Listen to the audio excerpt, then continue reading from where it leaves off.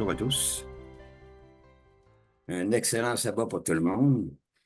Aujourd'hui, le sujet dont je veux entamer va nous prendre deux parties. Aujourd'hui, nous verrons la première partie et dans la deuxième partie, nous verrons un peu plus la profondeur du message. Nous avons franchi une belle étape il y a quelques semaines avec la Pâque et la fête des pains sans levain. Et dernièrement, la semaine passée, avec la Pentecôte.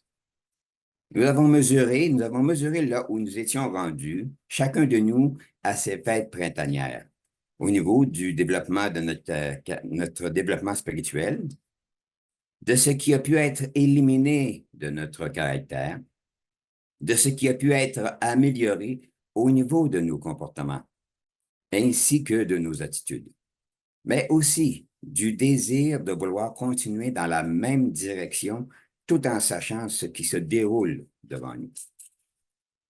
Si nous jetons un coup d'œil autour de nous, nous comprenons très rapidement qu'il y a d'énormes transformations qui s'opèrent sur la scène mondiale et que le monde n'a jamais été perturbé comme il l'est en ce moment à plusieurs endroits sur la planète.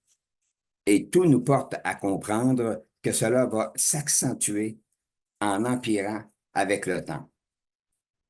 Matthieu 24, et nous prendrons le verset 6 et 8. Alors, ici, c'est Jésus qui parle à ses disciples. Vous entendrez parler de guerre et de bruit de guerre. Gardez-vous d'être troublés, car il faut que ces choses arrivent, mais ce ne sera pas encore la fin. Si nous prenons le verset maintenant 7, une nation s'élèvera contre une nation et un royaume contre un royaume, et il y aura en divers lieux des famines et des tremblements de terre. Enfin, le verset 8, tout cela ne sera que le commencement des douleurs. Nous avons pratiquement entendu parler de bruits de guerre et de guerre depuis notre jeune enfance. Guerres qui se sont produites dans le passé et qui nous ont été révélées par l'intermédiaire de documents, par la parole de Dieu ou encore par les médias modernes, les médias sociaux modernes que nous possédons.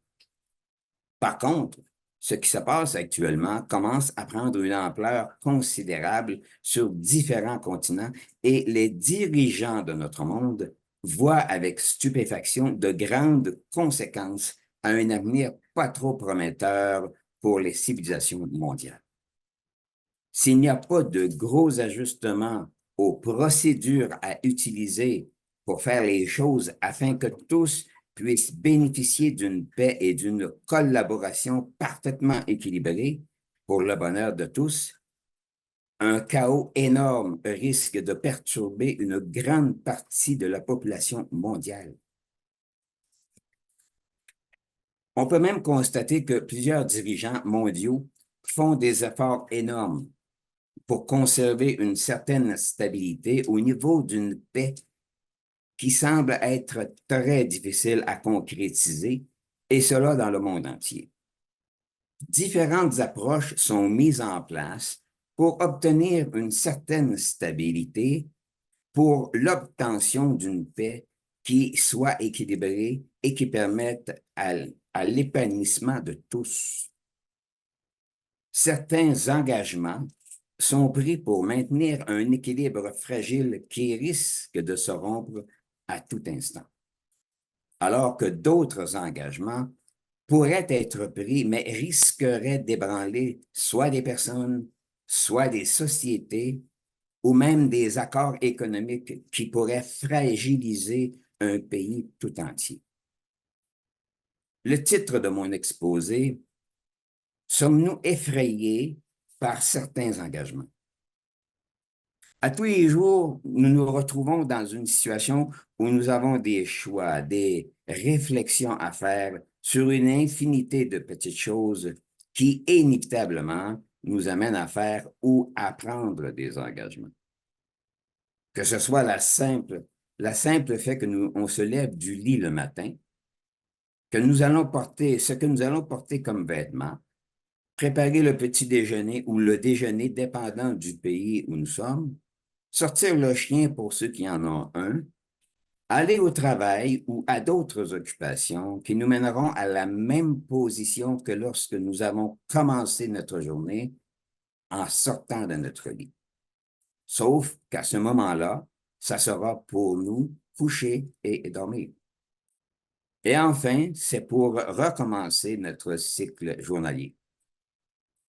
Ce sont des actions, des engagements simples et routiniers qui ne nécessitent pas nécessairement des dures obligations de notre part.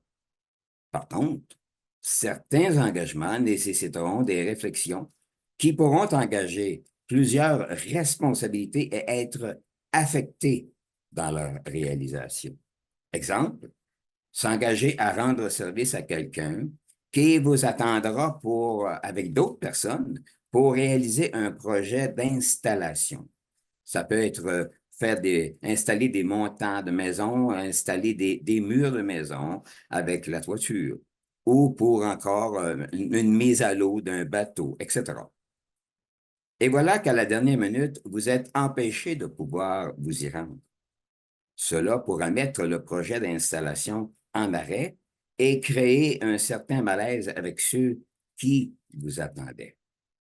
Ou encore, vous vous engagez à amener le garçon de votre frère pour lancer quelques balles au baseball ou pour le football, et cela à votre journée de congé au travail.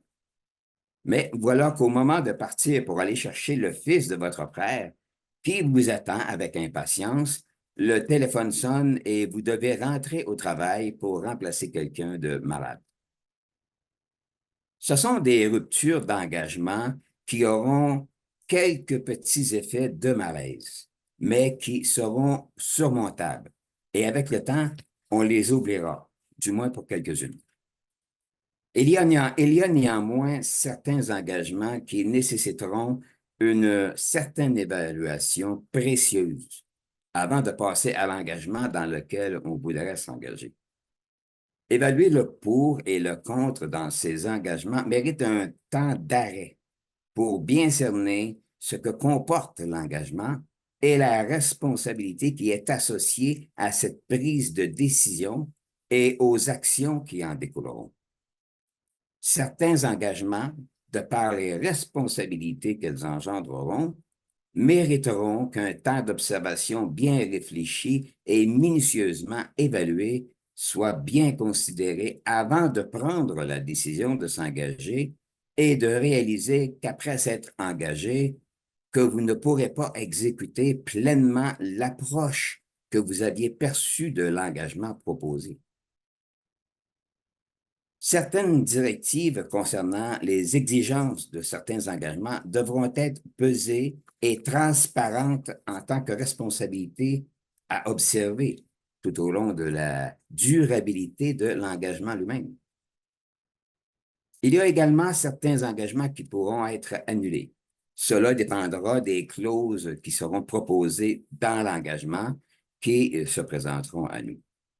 Ces clauses ne seront pas pour la majorité de ces engagements signés sur un papier nous impliquant à respecter telle ou telle chose dans ce type d'engagement où nous aurons à faire.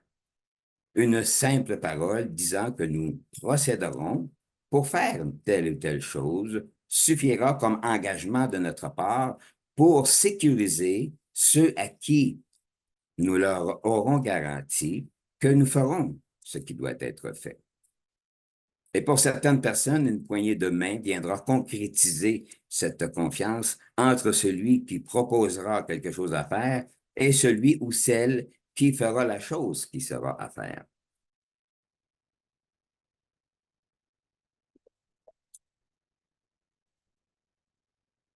Est-ce que cela peut et garantira que le tout sera fait à la satisfaction des deux parties en cause dans ce genre d'engagement?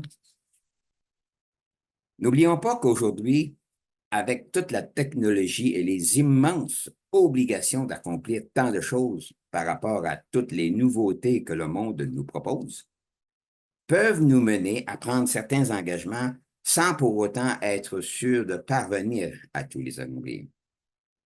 C'est un dilemme avec lequel nous avons tous à composer selon la position dans laquelle nous nous retrouverons en tant que personnes demandées de la part de ceux qui requerront nos services ou notre aide pour un besoin quelconque à accomplir.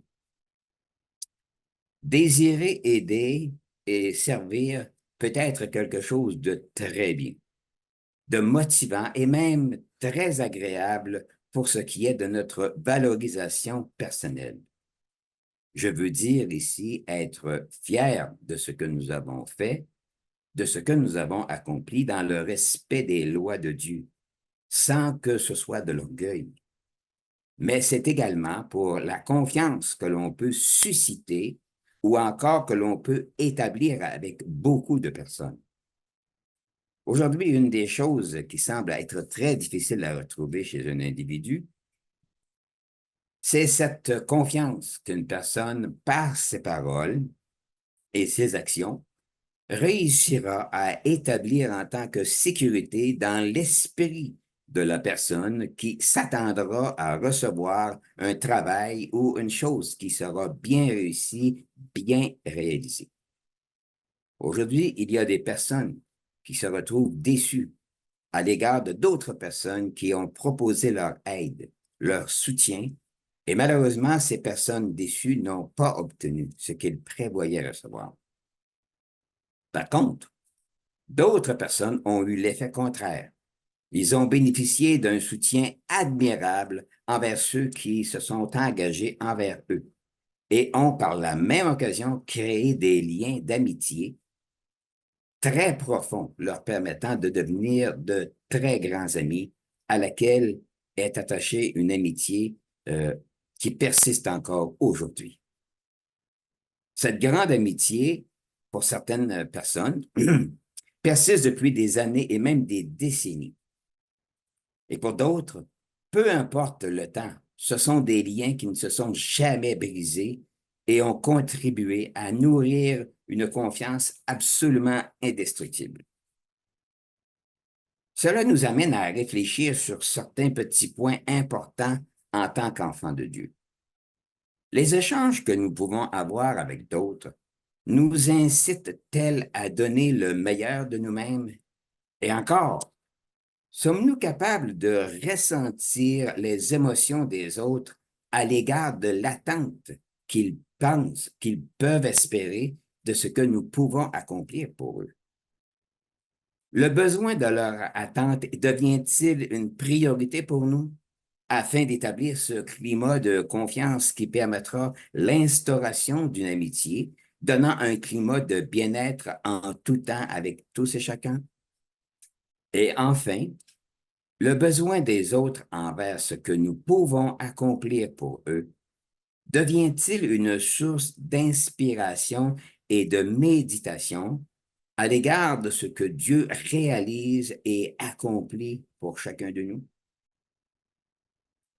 Il y a différents engagements que nous pouvons prendre et qui ne nécessiteront pas de lourdes obligations de notre part. Cependant, il y en a au moins deux qui doivent être considérés comme importants. Et surtout un, comme indispensable pour tous les êtres humains, qui, à un moment de leur vie, si Dieu prend contact avec eux, auront le choix de prendre cet engagement qui sera proposé par Dieu et qui devra être maintenu quoi qu'il arrive à la suite de cet engagement qu'ils prendront. C'est le plus grand et le plus précieux engagement que tous les êtres humains auront un jour à prendre ou à refuser avec toutes les responsabilités et les conséquences que cela aura au niveau du choix qui sera pris. Mais avant d'aller plus en profondeur dans cet engagement, voyons l'autre engagement important qui touchera une certaine quantité de personnes, mais pas tous. Ces personnes ne franchiront pas le cap de cet engagement, certaines personnes. Et ça ne fera pas d'eux des personnes moins bonnes ou moins qualifiées, car tous les êtres humains sont amenés à la même destination, entrer dans la famille de Dieu, dans sa famille, ou ne pas y entrer. Le choix reviendra à chaque individu. Allons à Proverbe 18. Proverbe 18, s'il vous plaît. Proverbe 18.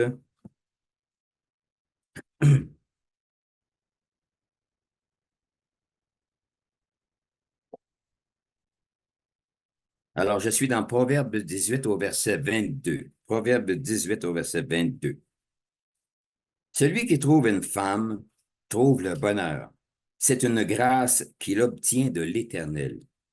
Allons un chapitre plus loin, à Proverbe 19 et au verset 14. Proverbe 19 au verset 14. On peut hériter de ses pères une maison et des richesses, mais une femme intelligente est un don de l'Éternel. Allons maintenant à Proverbe 31. Proverbe 31, s'il vous plaît. Proverbe 31. Nous irons au verset 10 de Proverbe 31. Qui peut trouver une femme vertueuse? Elle a bien plus de valeur que les perles. Et enfin, allons au verset 30 de Proverbe 31. Nous sommes dans Proverbe 31 au verset 30. La grâce est trompeuse et la beauté est vaine. La femme qui craint l'Éternel est celle qui sera louée. On se retrouve ici en présence d'un engagement très précieux qui implique de quitter un état très distinctif du mariage, le célibat. Période qui est allouée à chaque individu, lui permettant d'évaluer s'il veut rester dans ce choix, le célibat, ou de franchir une étape différente qui implique une bonne dose de responsabilité. De là l'importance d'évaluer les caractéristiques de chacun et voir s'il y a conformité à un engagement pour une union, permettant à l'homme et à la femme de faire un long chemin ensemble et ne pas être déçus d'avoir pris ce choix, d'avoir pris cette responsabilité. Ce désir d'apporter à l'autre, à l'un et à l'autre, le bien-être qu'il devrait retirer de cette prise de décision. S'unir l'un à l'autre pour devenir un, comme la Bible dit, prenez la référence, c'est Genèse 2 au verset 24.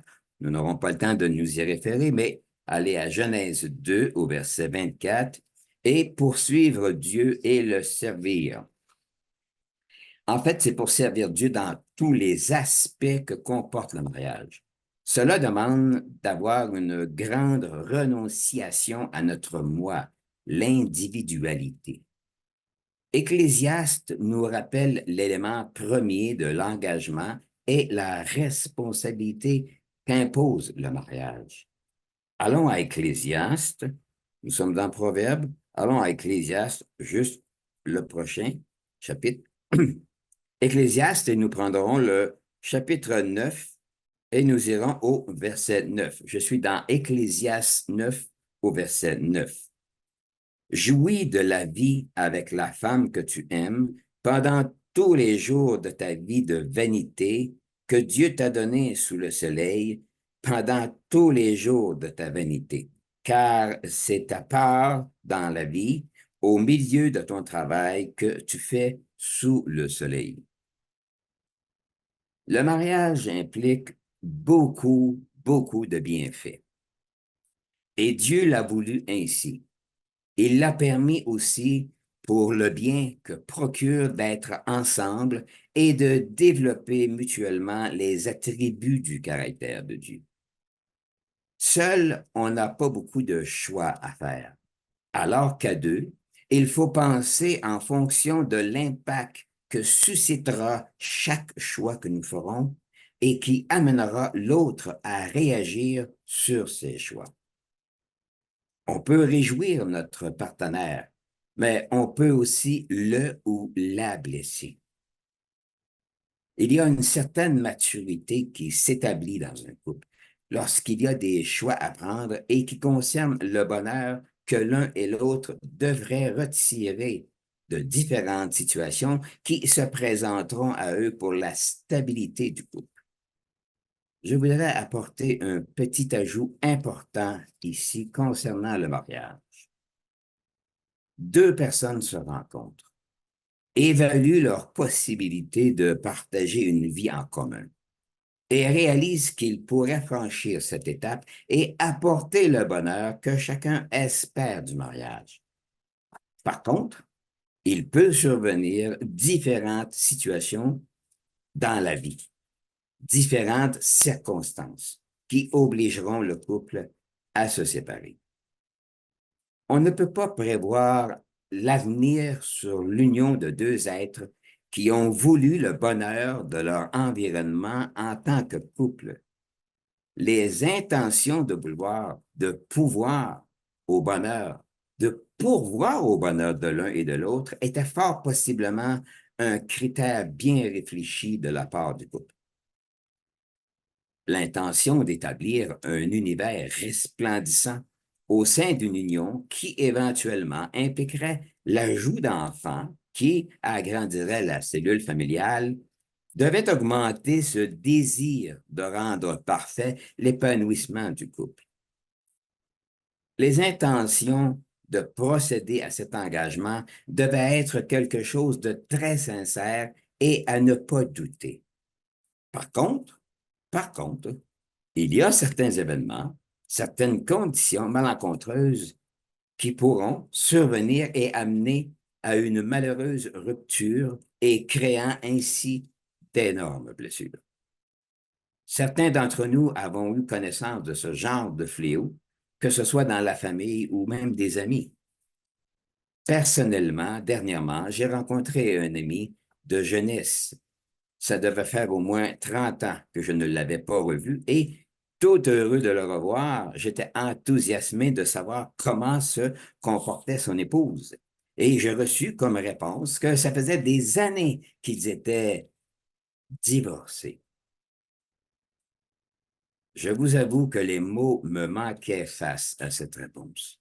Mais voilà, on ne peut qu'être attristé de ce fléau, mais aujourd'hui, c'est malheureusement chose courante pour bien du monde.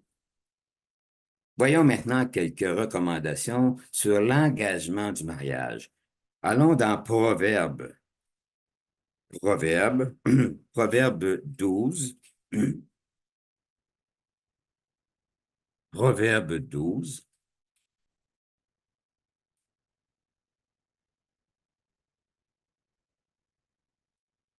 Alors, nous sommes dans Proverbe 12 au verset 4. Proverbe 12 au verset 4. Une femme vertueuse est la couronne de son mari, mais celle qui fait honte est comme la carie dans les eaux. Allons à Proverbe 21 maintenant. Proverbe 21, et nous prendrons le verset 19. Proverbe 21 au verset 19. Mieux vaut habiter dans une terre déserte qu'avec une femme querelleuse et irritable. Allons maintenant à Proverbe 25. Prenons le verset 24. Proverbe 25 au verset 24. Ici, c'est comme une répétition à différents endroits, comme c'est marqué dans les proverbes. Mieux vaut habiter à l'angle d'un toit que de partager la demeure d'une femme querelleuse. Je peux vous dire qu'aujourd'hui, on peut facilement mettre le mot homme à la place du mot femme.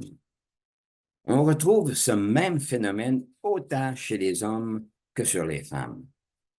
Habiter avec l'un ou l'autre, selon ce que la Bible nous dit, qu'une femme soit querelleuse et irritable, ou qu'un homme soit querelleur et irritable, cela ne permettra pas à un couple de rester uni bien longtemps. Une personne saine d'esprit, capable d'évaluer avec honnêteté les répercussions qu'impliquera une telle union, ne permettra pas qu'un tel engagement puisse avoir lieu, considérant le mal que cela produira dans le couple.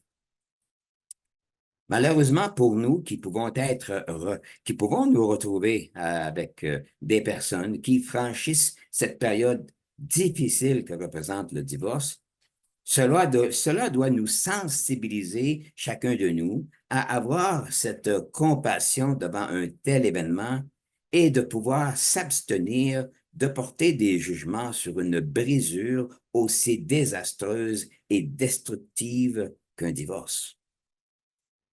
Dieu est au courant de toutes choses et lui seul a l'intégrité d'établir le pour et le contre de toute situation. Notre nature charnelle n'a pas la faculté d'établir des observations justes. Il lui faut l'Esprit de Dieu pour bien comprendre les choses humaines et surtout les choses spirituelles qui amèneront les humains à être heureux, que ce soit individuellement ou en couple. Allons à Jean, s'il vous plaît, Jean 15. Jean 15.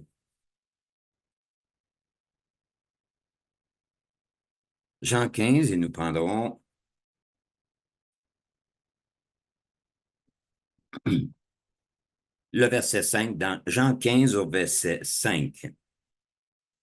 Je suis le cep, vous êtes les sarments. Celui qui demeure en moi et en qui je demeure porte beaucoup de fruits, car sans moi, vous ne pouvez rien faire. Avoir la capacité d'un bon jugement peut nous être attribué par la présence de Christ en nous, qui nous permettra de concevoir le réel de toute chose. Une des tâches principales de chacun de nous dans le couple est de comprendre et savoir ce qui serait le mieux pour l'autre, de façon à conserver la belle harmonie qui avait été établie dès le début de la formation du couple. Le mariage est un engagement et non une justification pour satisfaire des désirs qui n'auront aucun lien avec les responsabilités qui découleront de cet engagement.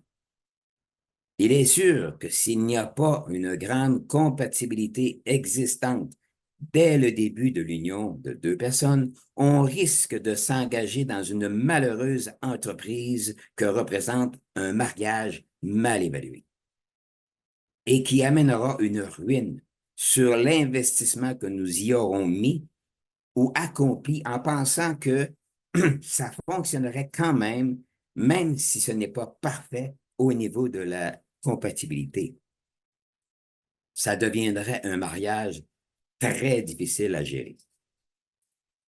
Pour terminer ce premier engagement, qui est très important pour Dieu, il nous faut absolument comprendre que s'engager dans l'union que représente un mariage ne consiste pas à soutirer ce qu'il y a de bon à obtenir de l'autre. Ça, c'est de l'égoïsme.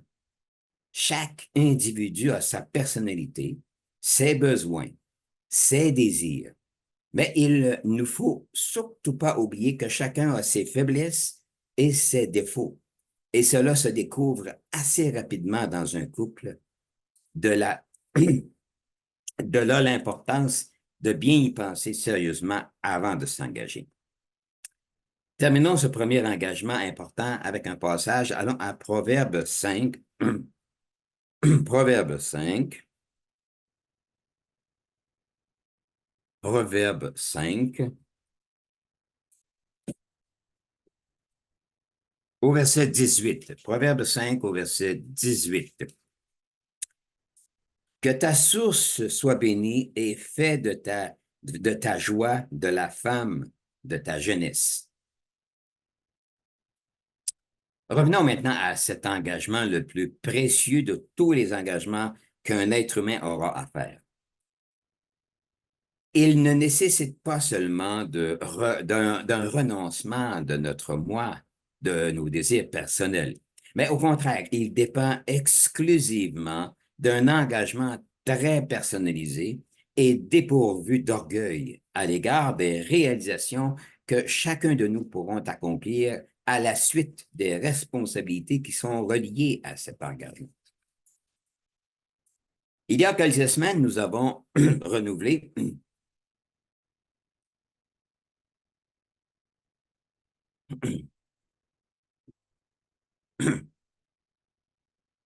il y a quelques semaines, nous avons renouvelé cet engagement précieux pour la majorité d'entre nous. Nous avons pris l'engagement de continuer, même si ça fait des années que nous avons considéré le baptême comme essentiel pour entreprendre une nouveauté de vie.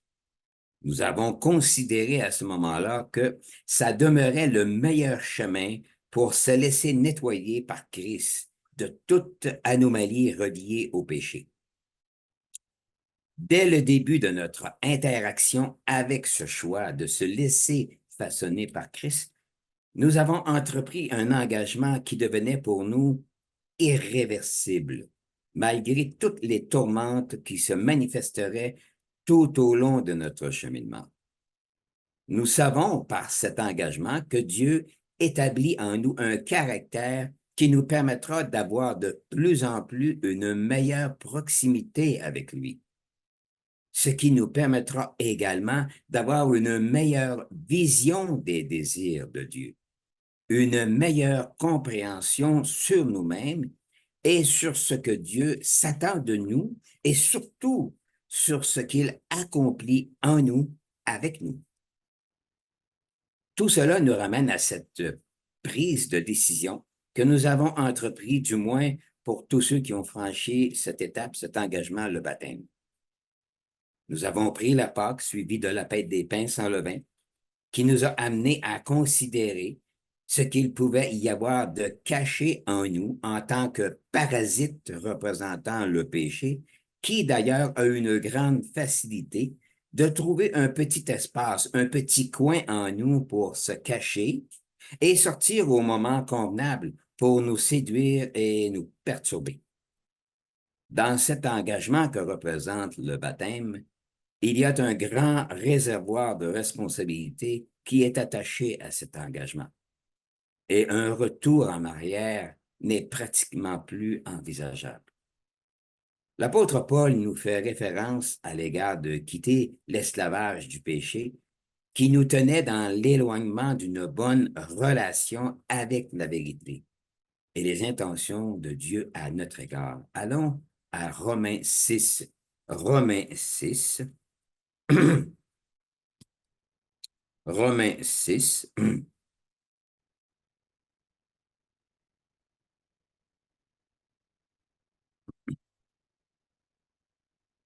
Romains 6 et nous prendrons à partir du verset 1.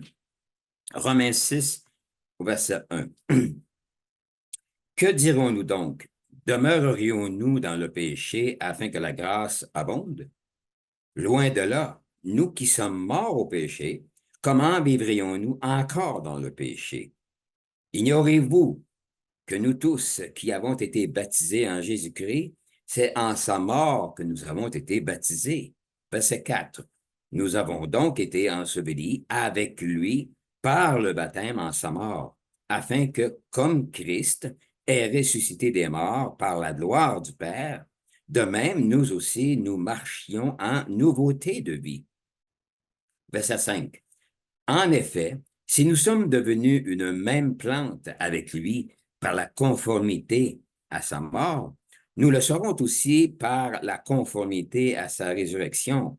Au verset 6, sachant que notre vieil homme a été crucifié avec lui, afin que le corps du péché fût détruit pour que nous ne soyons plus esclaves du péché. Au verset 7, car celui qui est mort est libre du péché. Or, si nous sommes morts avec Christ, nous croyons que nous vivrons aussi avec lui, sachant que Christ, ressuscité des morts, ne meurt plus. La mort n'a plus de pouvoir sur lui, car il est mort et c'est pour le péché qu'il est mort, une fois pour toutes. Il est revenu à la vie et c'est pour Dieu qu'il vit. Au verset 11.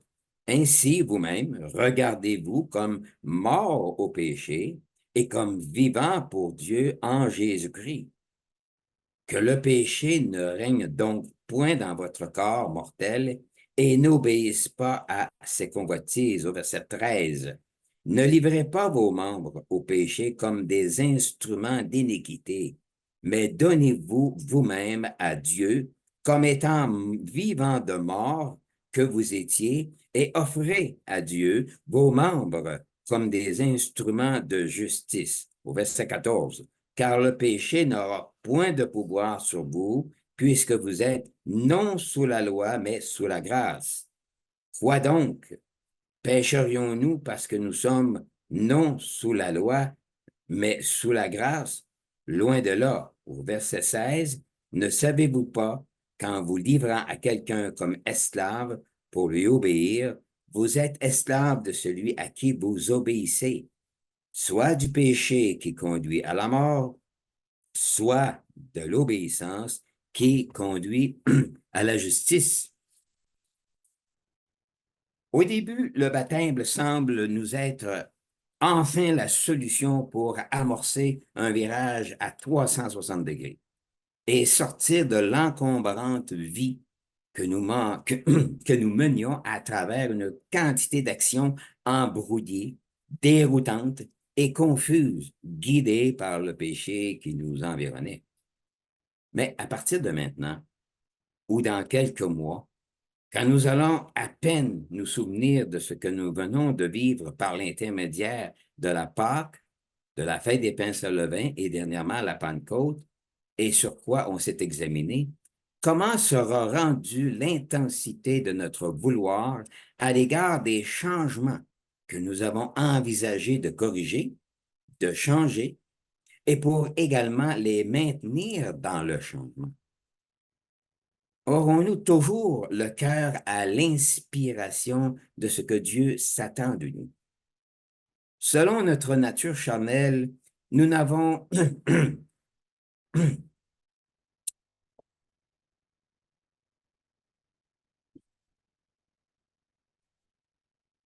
Selon notre nature charnelle, nous avons de la difficulté à maintenir l'intensité du changement à opérer. Et un matin, on se réveille et tout l'enthousiasme qui faisait vibrer notre corps, qui nous faisait vibrer face à une épreuve ou une frustration ou une mauvaise expérience, on abandonne. Devant une situation de ce genre, il est important de ne pas perdre le contrôle de la situation et de bien se rétablir dans le but réel de notre existence, de ce que nous sommes réellement en tant qu'entité sur Terre, sur notre but premier et malgré ce qui se passe autour de nous. Nous sommes amenés à se rééquilibrer nous sommes amenés à se rééquilibrer, reconnaissant que l'effort que nous faisons, que nous devons apporter, ce n'est pas quelque chose de courant et de naturel dans la chair humaine. Parce que cette chair humaine a des attentes bien différentes de celles de l'Esprit de Dieu. Allons à Galates 5 pour ce point-ci. Galates 5.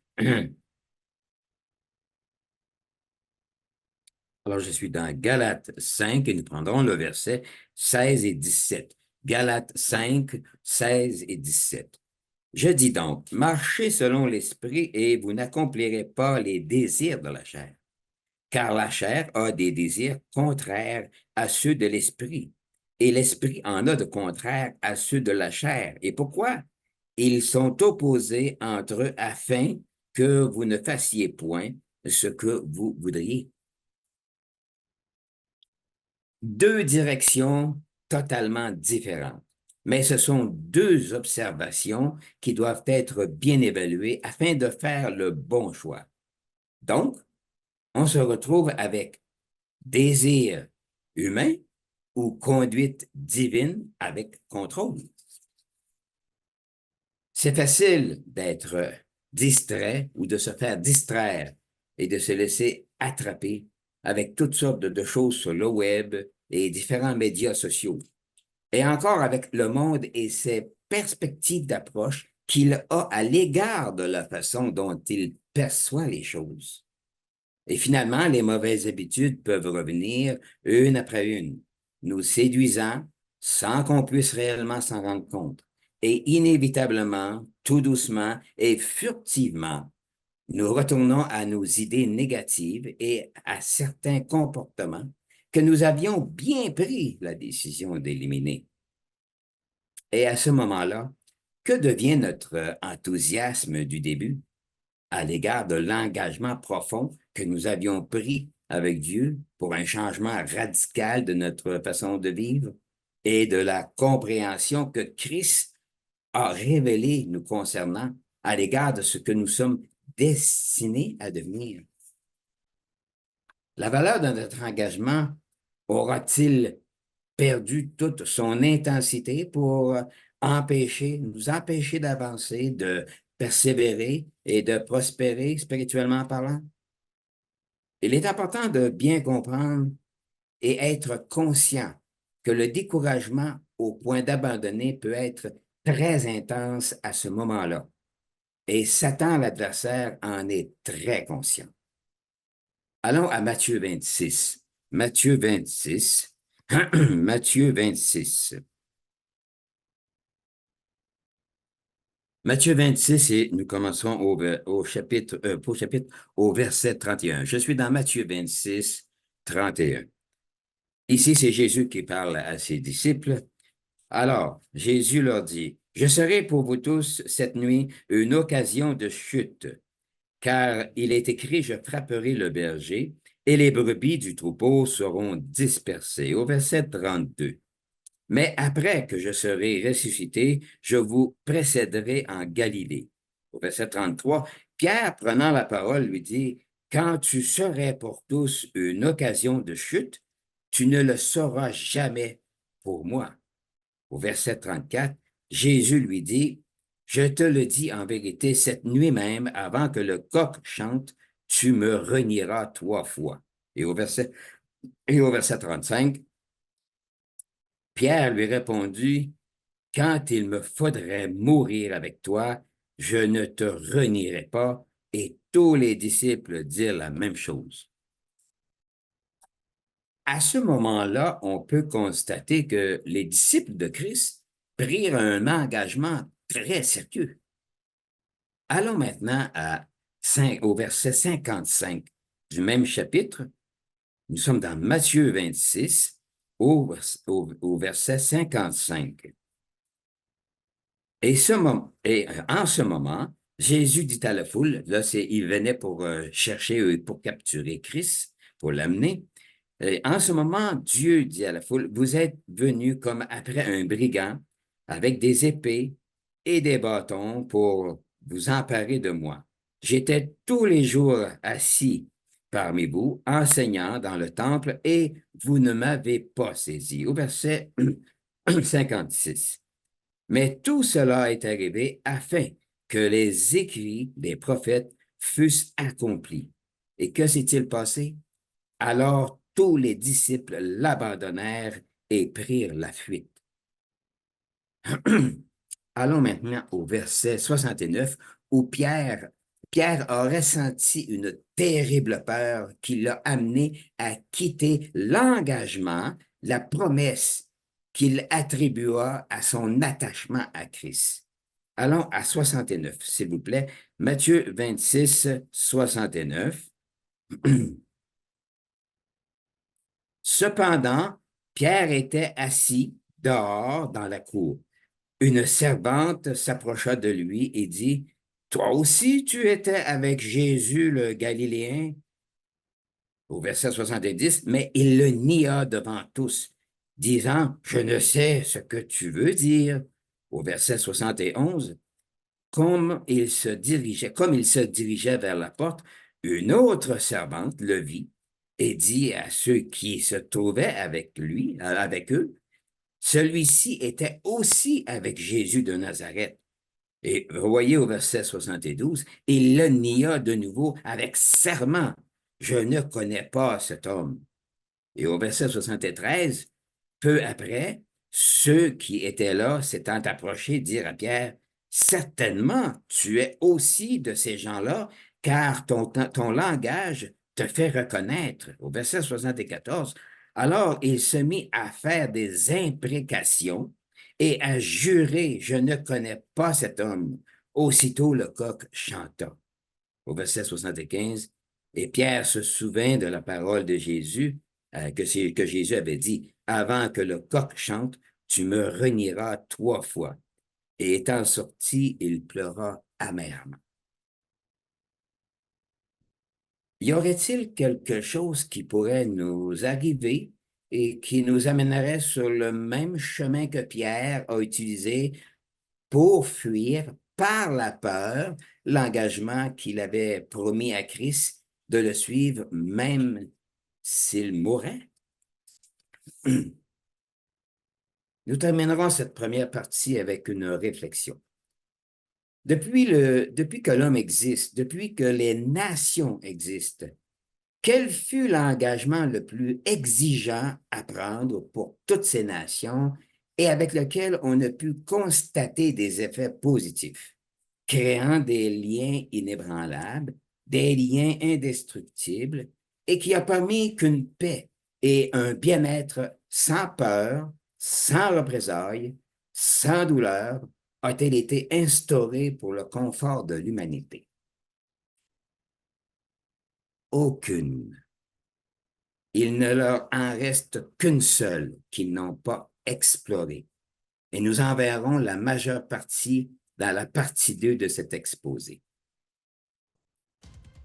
À tous, un agréable moment de paix et de réflexion en ce merveilleux jour de repos que Dieu nous donne, que nous a donné à tous pour notre bien-être.